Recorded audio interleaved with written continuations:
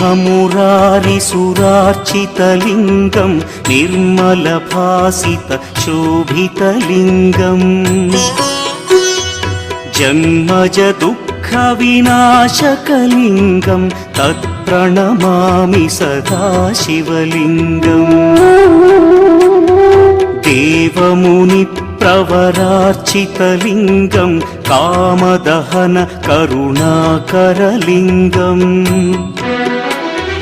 रावणदर्पविनाशकलिङ्गं तत्प्रणमामि सदा शिवलिङ्गम्